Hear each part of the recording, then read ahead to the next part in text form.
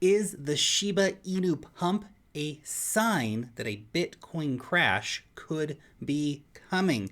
Well, in today's video, we're going to investigate that theory. Also, some big news coming out of Brazil, big news from the FDIC, and big news from MasterCard. So make sure to stick around until the end of the video to get all of the goods.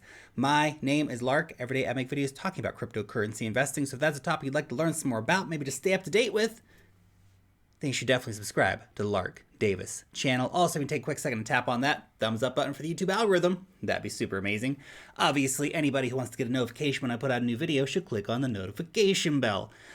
Now, if you are a trader, you want a great place to trade a wide range of cryptocurrencies, Bitcoin, Ethereum, Solana, Chainlink, Cardano.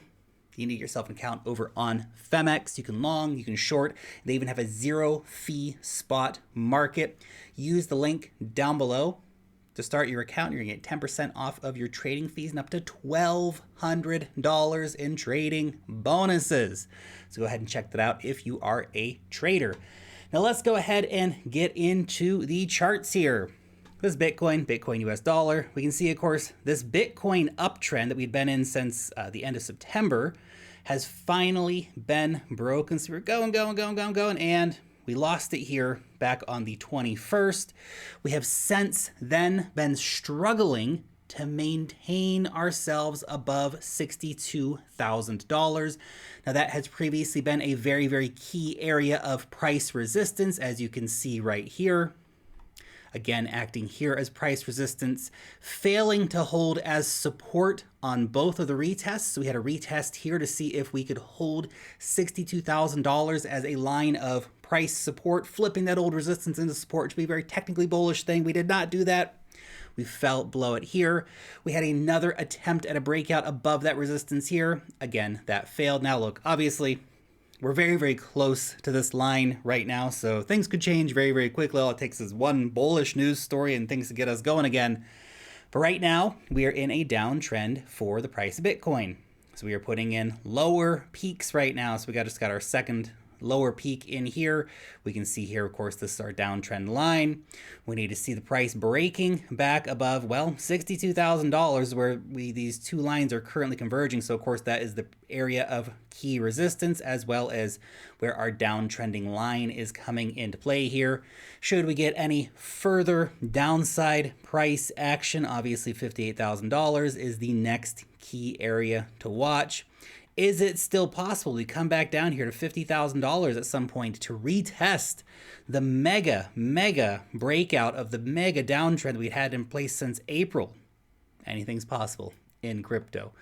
But we could break out there quite quickly. Depends on, of course, the news events over the coming days. So when we start to get the second and the third and the fourth and the fifth Bitcoin futures backed ETFs, it doesn't really matter. The only person winning here with these futures ETFs is the CME, because they're the ones who are hosting these garbage paper contracts. They're making a killing, but it doesn't actually do anything good for Bitcoin. Spot Bitcoin ETFs would totally change the picture, and that is not what we have right now. Again, hopefully the futures ETFs end up becoming a gateway for a spot ETF at some point in the not so distant future. But those are the current levels that I'm watching right now. A breakout above this line backed up by some volume would be certainly an interesting area to go long on Bitcoin. Dip buying opportunities, of course, down here at key areas of support.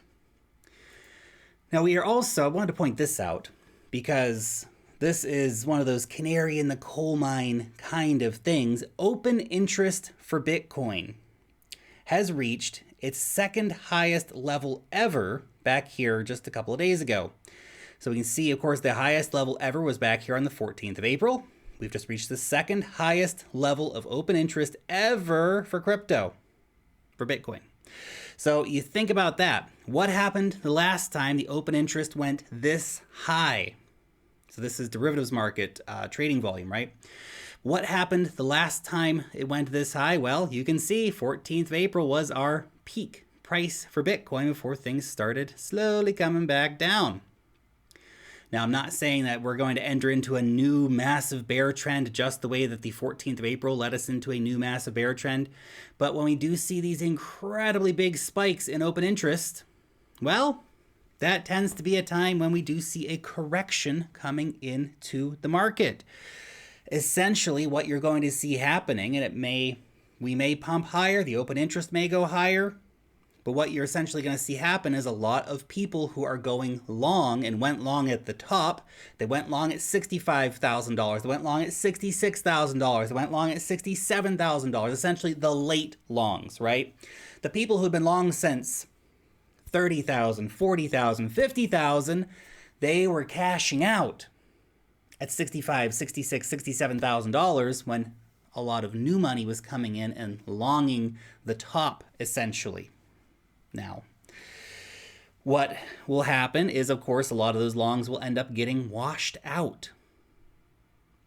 Bitcoin being transferred over from the impatient, the impulsive traders to the patient traders, essentially.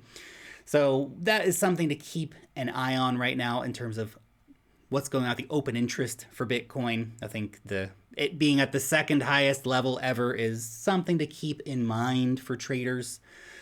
Now let's talk about Shiba Inu, the dog meme of dog memes, man. Holy cow.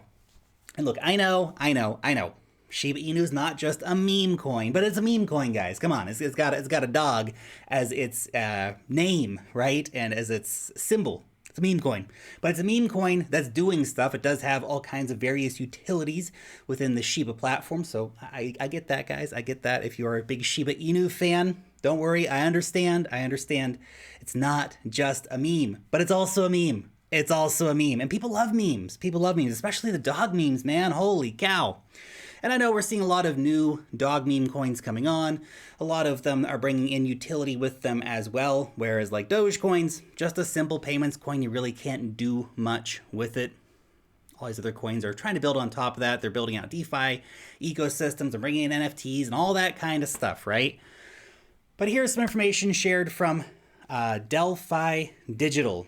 They said, dog coins are mooning again, which has historically been a pretty good indication of an overheated market. Now, it's not a perfect science, right? But the broader crypto market has always had a bit of a mixed relationship with these dog coins in specifically. Dogecoin, of course, the OG dog coin, has often been a sort of an oscillator for altcoin taking off and stuff like that. And then, of course, whenever it starts to pump shortly thereafter, we do get, of course, a lot of interesting price action happening. But as Delphi is pointing out here, that when we have seen them pumping, so in April, we saw massive dog coin pumps.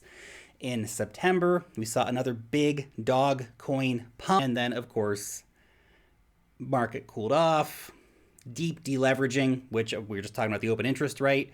So a lot of those people who went long at the top are going to start getting washed out as the price comes down.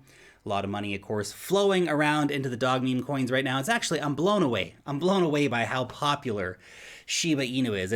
It's crazy, man. It did over $10 billion in trading volume today. Now, to put that in reference for you, Shiba Inu today did more trading volume than Solana, Cardano, Dogecoin, and XRP combined. It's about half the trading volume of Ethereum and about a third the trading volume of Bitcoin. That's crazy, man. That is crazy. Of course, it's showing an absolute just frenzy of traders and retail buyers piling into Shiba Inu right now, which of course is in a bearish divergence, which we talked about yesterday. At some point, gravity is going to catch up with the doggiest of dog meme coins. But again, just something to keep in mind.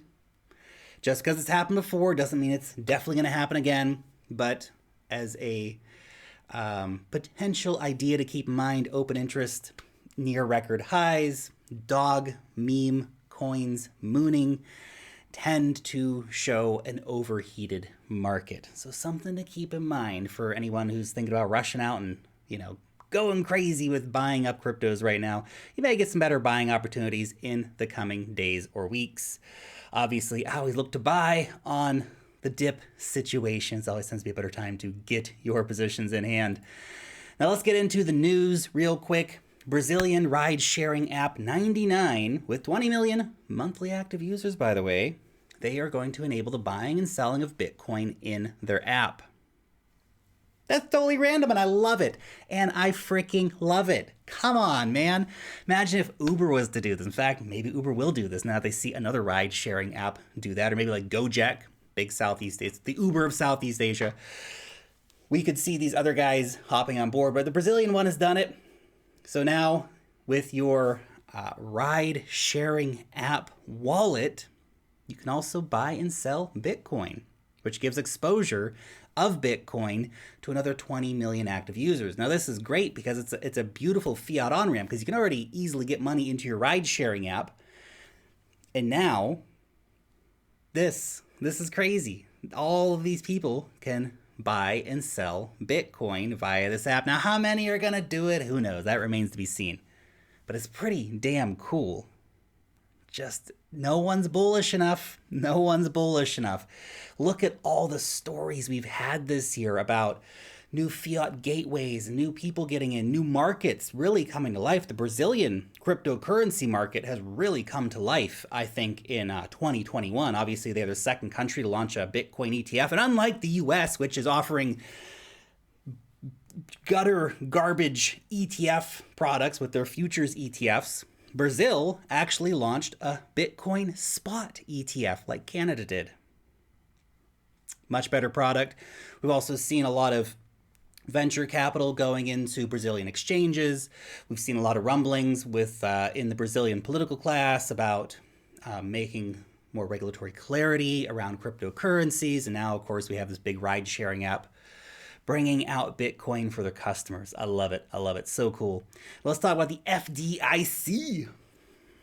Four-letter organization. I love it. So the FDIC chair has said we need to allow banks to hold Bitcoin and that they're working on a way to allow for banks to be able to custody crypto assets. That's massive. Now, the FDIC previously came out maybe 2 weeks ago, approximately, talking about how they were looking at bringing FDIC insurance in for stablecoins as well, to allow banks to offer those products and then to have it backed up by FDIC insurance. Now, they're talking about Bitcoin. The FDIC is talking about how to make it possible for banks to custody cryptocurrency assets. Massive news. Massive news.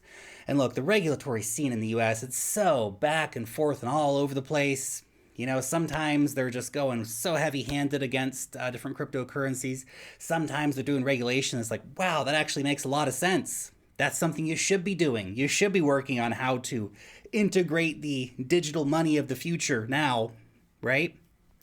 So this is pretty cool. I mean, obviously the implications of this are massive. Absolutely massive, that the FDIC is involved in trying to get some kind of regulatory clarity and find ways for U.S. banks to custody crypto assets. We've talked a lot about U.S. banks this year and their adoption of cryptocurrencies. The New York Digital Investment Group, they've cut multiple deals this year, which basically are going to allow for nearly every bank and every credit union in the USA to be able to offer Bitcoin buying, selling, and custody to their customers. And then here comes the FDIC saying, hey, we see what's going on here. We want to be a part of this action too. Crazy, man. Had you told me earlier this year the FDIC was going to be getting into the Bitcoin game, I would have said that you're crazy, man. That's never going to happen. It's happening. It's happening. Final story for today. MasterCard. This is massive news. MasterCard teamed up with Bakkt. They're going to basically be allowing for any merchant and any bank to offer Bitcoin and cryptocurrency services. Incredible. Incredible. We're talking about thousands of banks, millions of merchants that can start integrating cryptocurrencies into their products. We're reaching mass adoption right now. At least the rails are being set for mass adoption to happen. Not everyone's going to start paying with crypto right off the bat, but just Imagine the cultural significance of when you start walking into stores and it just, yeah, you can just pay with Bitcoin here. And when you get it on the screen, it says MasterCard, pay with Bitcoin. Visa, of course, also getting big time into the cryptocurrency game. As we mentioned the other day, I think American Express, they don't want to get into the cryptocurrency game. They're anti-crypto. They think it's not a threat to their business model, which is exactly why MasterCard and Visa are like going all in on crypto at this point. Because they know what's coming. They see what's coming. They don't want to go out of business. MasterCard and Visa are playing this very smart. They are adapting to the new realities of payments, and they're getting ahead of the curve here. They are trying as hard as possible to roll out all these different services to their merchants, to their banks, to their partners. Crazy. Again, no one is bullish enough.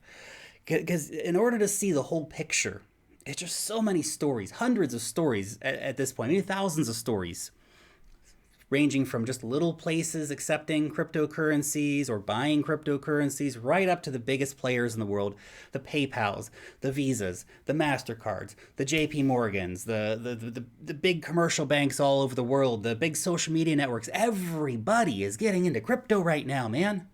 Everybody. And it's going to be up and down and crazy and volatile as crypto always is. But zoom out, see the big picture, realize we're going to be in a market cap for crypto by the end of this decade in the tens of trillions of dollars. Currently around 2.5 trillion. That's big, man. That is big. Anyway, just my 2 Satoshis for the day. Your question for today. What do you think about this whole thesis from Delphi Digital that dog meme coins pumping tend to indicate an overheated market and that maybe a correction is in store? Let me know down below in the comment section. Thanks so much for watching today's video, and peace out till next time.